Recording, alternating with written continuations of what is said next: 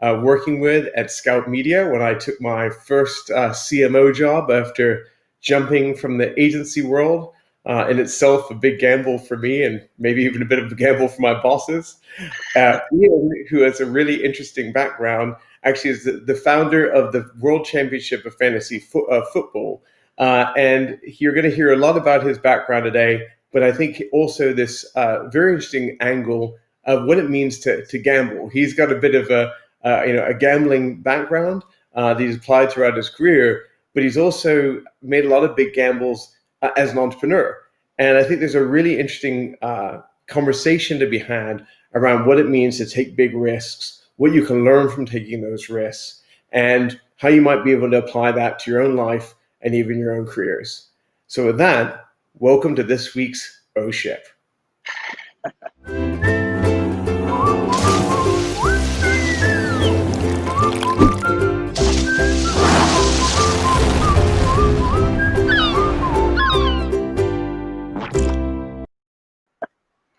I just want to give a special shout out. We just had another guest, by the way, Alex Roy, one of my favorite people, is already watching, and his quote so far off Facebook or off LinkedIn is, "There is gambling and there is unicycle jousting."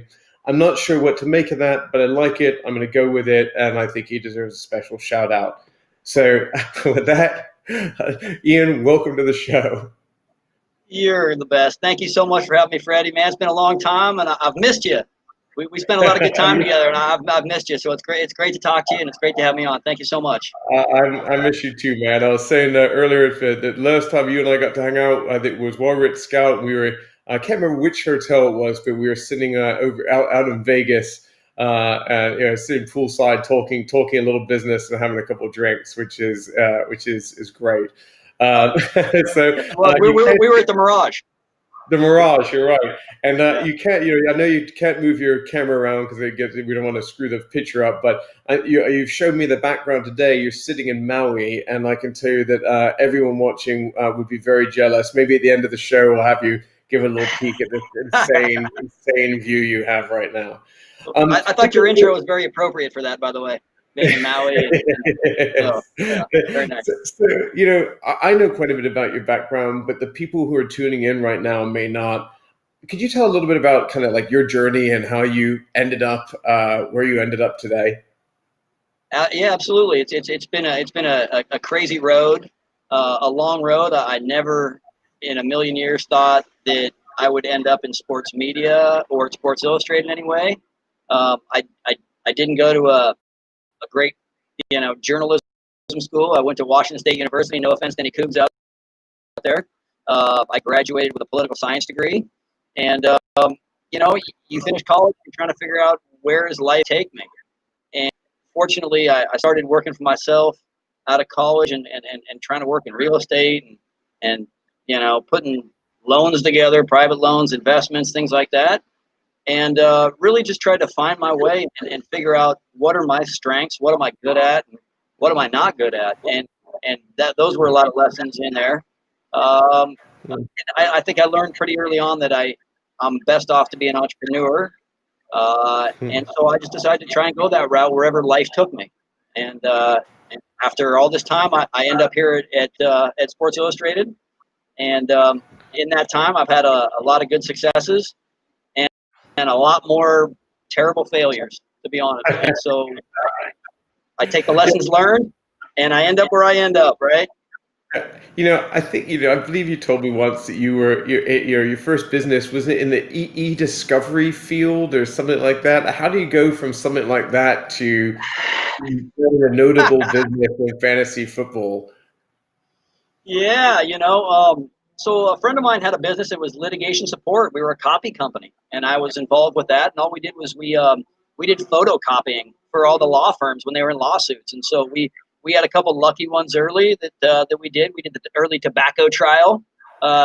We did the Microsoft antitrust trial, and it was all copying. And in the late '90s, early 2000s, you could see everything was going digital, and we had to make big changes and completely changed the business from people making copies and copy operators and managers of shifts to a lot more technology driven folks.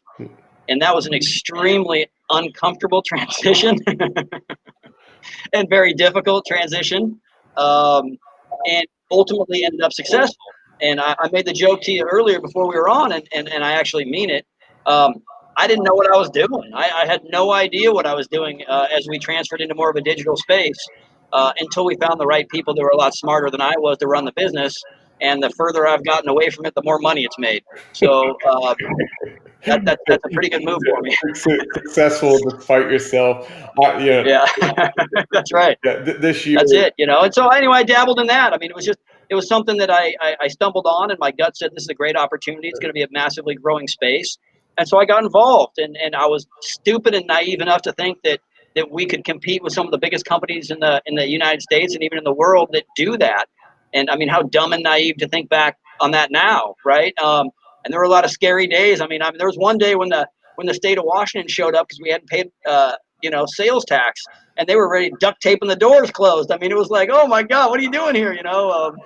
But it's you can't make that up, right? I'm a very unscientific poll here, but if you had to do a wild guess, at what percentage of entrepreneurs, when they do these kind of big breakthrough moments, again, this is a poll of 2, and if anyone on social media wants to chime in as well, what percentage of entrepreneurs would you say who do these big, bold things do it because they are actually gambling and taking big risks versus what percent have no fucking idea what they're doing and just accidentally blindly fall into it? I'm going to go about 50% of mine fall into the latter. Dude, when you're under a certain age and you think you know everything, it's 100% of the people, right? And then as you get older, it's probably about 50%. Look, when you're younger, you're naive. You think you can do anything. You think you can take on the world, and it's not realistic. So I'm with you in that unscientific poll of 2. It's probably 100% of the people under a certain age, and about half of us as we get older. A specific example that I love with working with young people and looking at that advertising marketing side of my brain. I always love working with young creative people when it comes to advertising because no one's ever told them that they're an idiot before, and so they just like anything that pops in their head comes out, and I actually kind of love that because it's just so unfiltered. Because you haven't had the world kind of beat you down a bit. So I do think there's something to be said for the kind of bliss and ignorance and the confidence that comes along with just never being defeated before. But again, there is a healthy spirit of learning from those beaten down moments. I'm sure we'll get to some of that in a minute. So how did you start? Like with the first part of this, you make the leap to fantasy football. I assume for starters, it's a life passion. I mean, this has got to be it's just fun. Yeah. And has it always been something like, what year did you get into fantasy sports? I started in the late 80s. I played with my father. We were I partnered with him because we paid so much attention to football, and he lost his first couple of years in the league, and so he brought me in, and the rest of the league objected.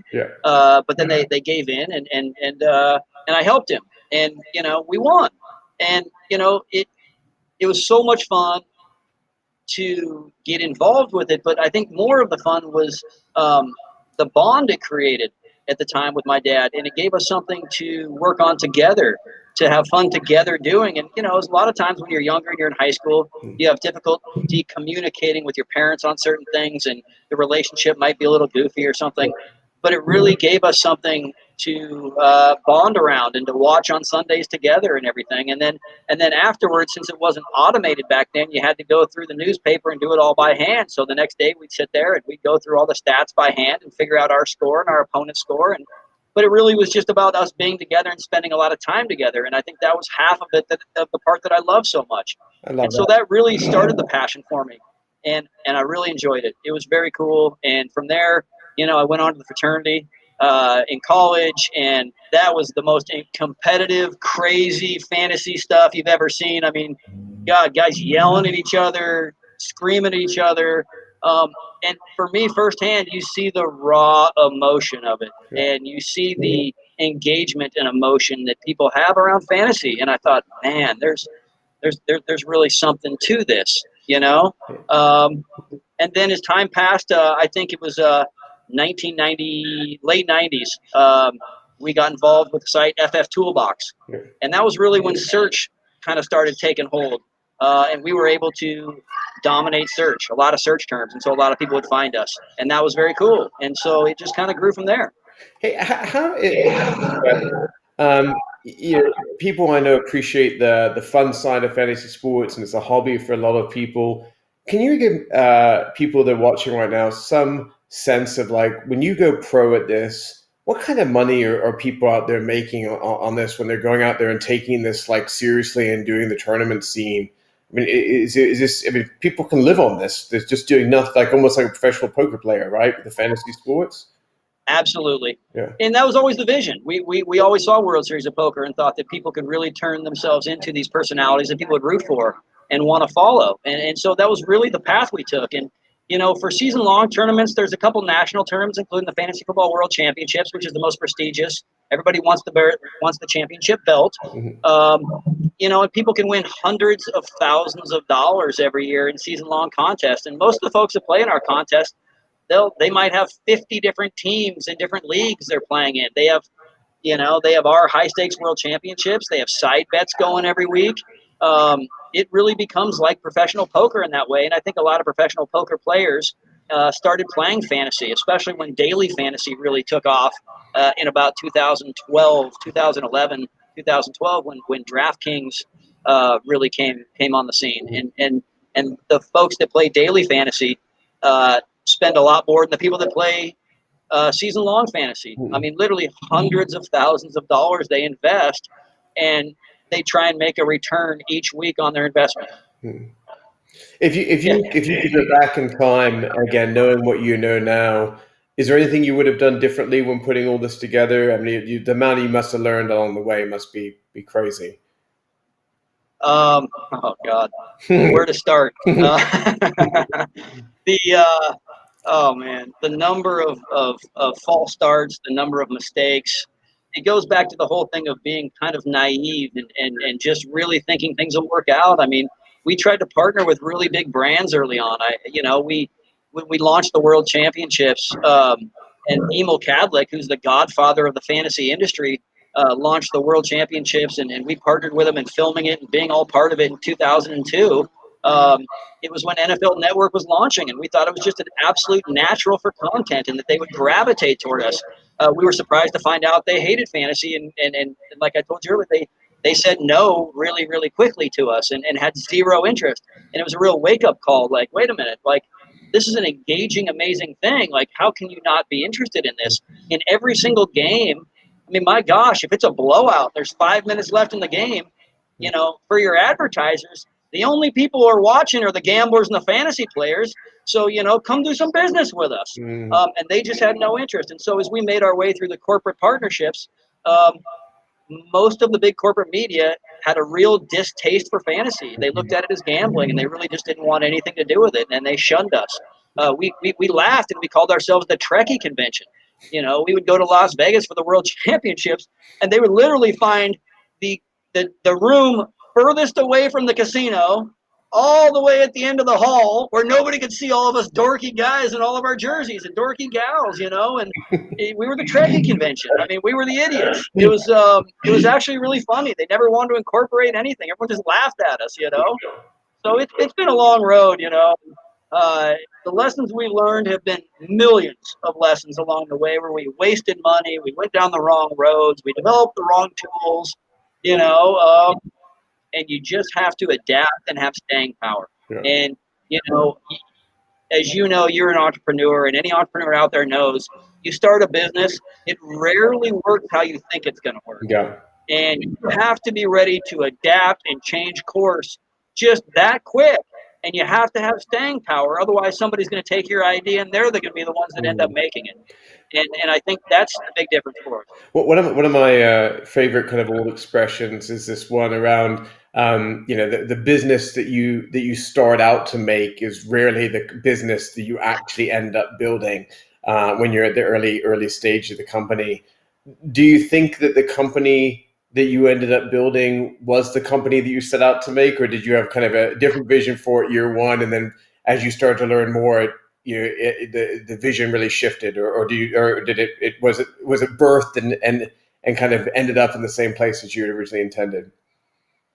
It's a great question. It's changed a lot, Yeah. lot. We really thought that the World Series of Poker model going on TV, them filming the World Championships, them building a brand out of all the people was going to lead this industry to the promised land, and that just never happened.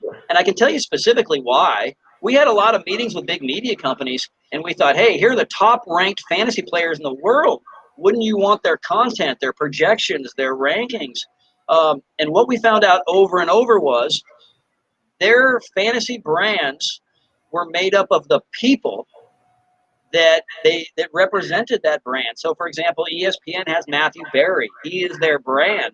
And so if you start introducing what I say and consider real fantasy experts, the people that consistently win year over year in the national tournaments, it hurts that brand that they've created. So a lot of the big media companies were extremely slow to embrace anything that we do. And so we kind of changed track, and we thought, we're going to build this amazingly big sounding brand. So as soon as a big media company who doesn't have fantasy yet wants to compete in the space, we're turnkey for them. And that's kind of how we ended up at Scout, where I met you, Freddie, is because we ended up being a turnkey brand for Scout in the fantasy space. And gave instant credibility, and that was really kind of a turning point for us. I'm going to put you on the spot. What is the biggest bet you've ever made? And that by the way, that I don't mean that in the literal sense. It could be applied. You can apply that in any way you see fit. But can you think of what the biggest bet you've ever made in your life is? The biggest bet in business I ever made was on the e-discovery business, way back then, and no question, the biggest bet I ever made in my life was on the e-discovery business. I invested time, but more importantly than that, everything I had, literally everything I had at that time in that business. And that was the biggest business bet I'd made. The biggest gambling bet or fantasy bet I've ever made is we were in a league that was $100,000 entry fee with $20,000 side bets each week. Yeah. Fortunately, I had some partners with really big pockets. And at the end of the year, it's payday or pay up day. And, when you walk in the room and there's one of the money counters, running through counting money, that you're in a room with a lot of folks with deep pockets. And so, fortunately, we had some big partners with us, and we won a decent amount of money in that league. But I was smart enough to get out. Yeah, you play in that kind of stuff long enough, it's going to catch up to you. So, that's about the biggest bet I've ever made. Wow, two good ones, and it sounds like one definitely paid off for you. I don't know how second one did as well, but hopefully it did. When it comes to me and gambling, on the literal sense of gambling, I might as well just go walk up and just hand them my money and walk away from the table. Yeah. I always try and go small, but then I always get sucked in and they take all my money. I've decided it's really just an excuse for me to sit around and drink with my friends, and as long as I'm okay losing a bunch of money in that process, right? That's right. It's I'm okay with it. But too funny. Yeah, I got to get up on that fantasy sports tip. Hey, so tell me, tell me a little bit about your role at Sports Illustrated. So I've been trying to build a brand there for fantasy and for their gambling verticals inside of SI, and building that best players, ranked players, projections and rankings from consistent winners, to give them that turnkey brand to be able to, in theory, compete with the ESPNs, the CBSs, the Yahoos, and those folks. And so we spent the last year and a half, 7 days a week, building that brand with a great team of folks. And it's been an uphill climb a little bit. It's just hard. It's hard being a media company. It's hard being, I think, a publisher in a media company these days, even with an incredibly iconic brand like Sports Illustrated. So, nothing wrong with it being a little bit of an uphill climb. Yeah. Hey, you know what? Sports Illustrated is an unbelievable brand with some amazingly talented employees and writers and folks there. And, we just felt really, really fortunate to be able to be part of it. And to basically create a brand out of nowhere for them. We created that brand. We also created a brand called Bull Market Fantasy, which is a fantasy show that we produce and run 2 days a week with Jim Cramer, who's on CNBC a lot in the street. and that's been extremely successful and gone really well for us.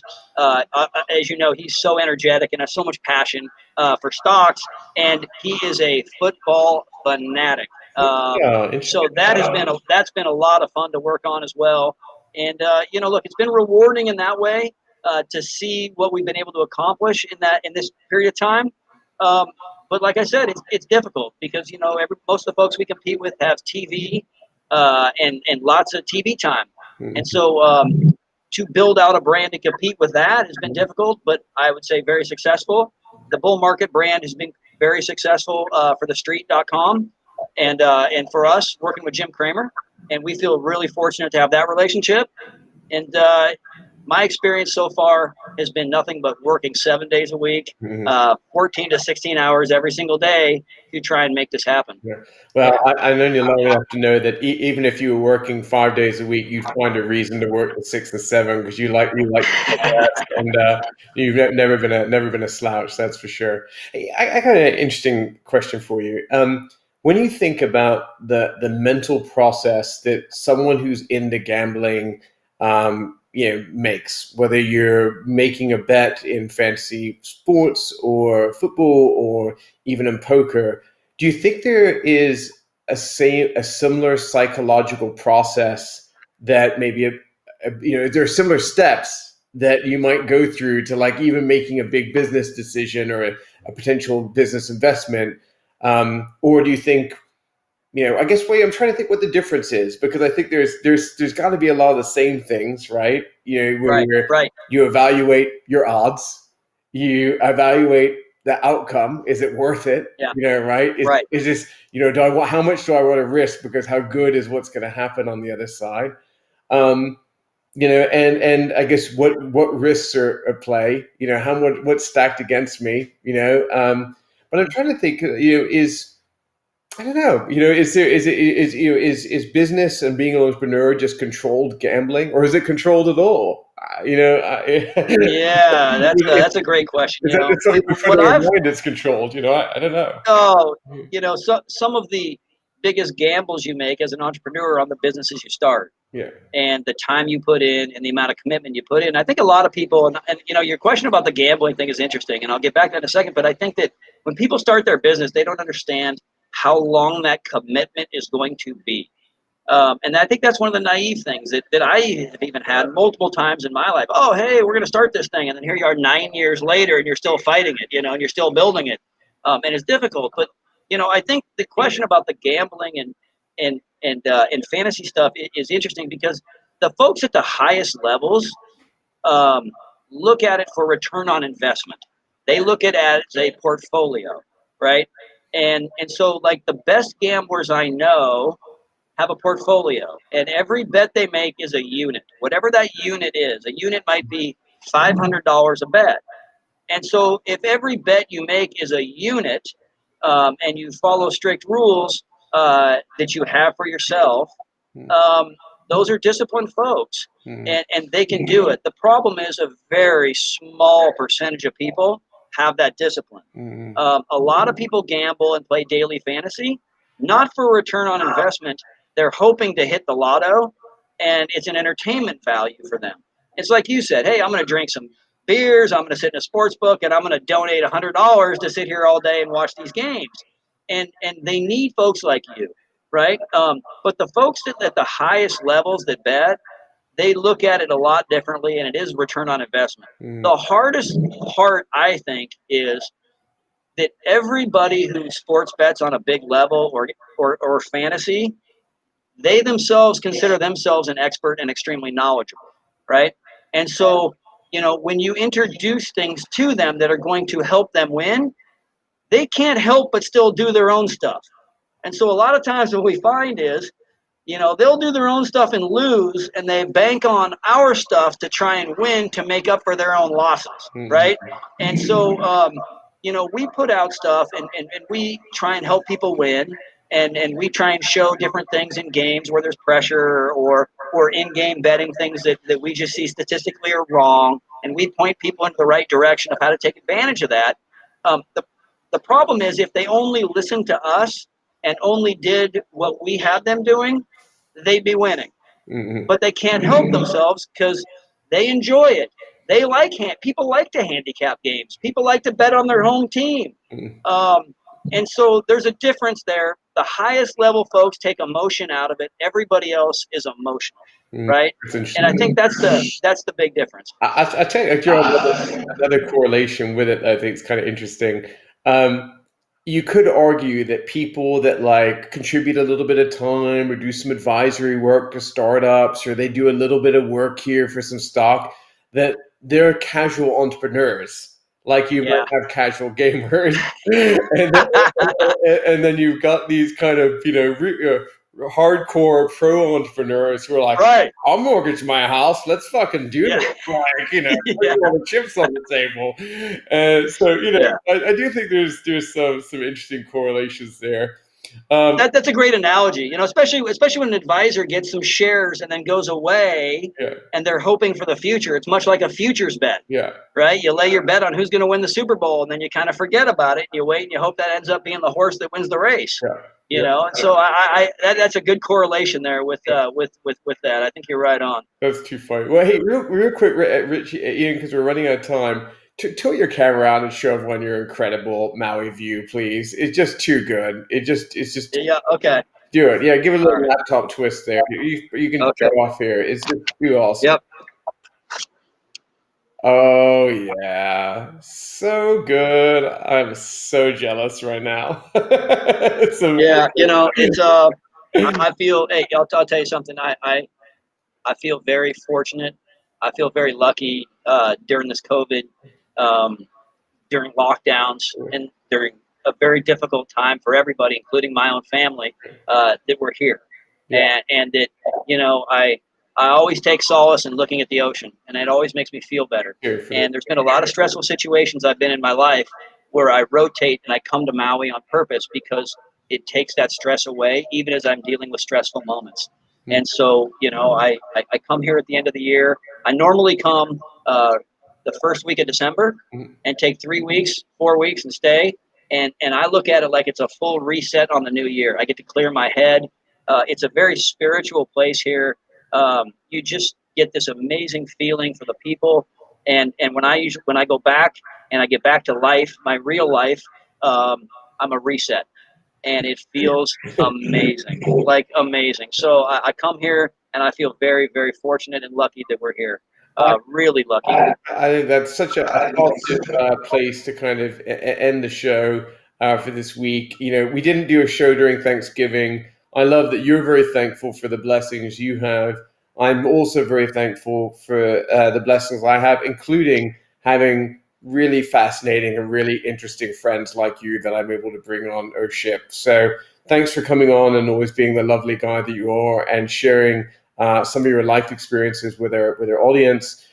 If you're watching right now and you enjoyed the show, best thing you can do to support us, give it a like, give us a follow, share the video, whatever you can do that you think this is great content and you want other people to see it.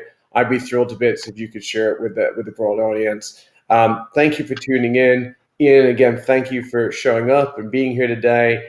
And I look forward to seeing all of you next week when we have our last episode of the year with Jason Sosa, another really brilliant guy who knows all about things like AI and facial biometrics and is a mega nerd, and I mean that with the highest possible compliment. Wow. Yeah, he's a great guy. And Yeah. thank you. Thanks again, Ian. Hey, thank you so much for having me on. Really appreciate it. My pleasure. See you, Freddie. Good to see you. Bye.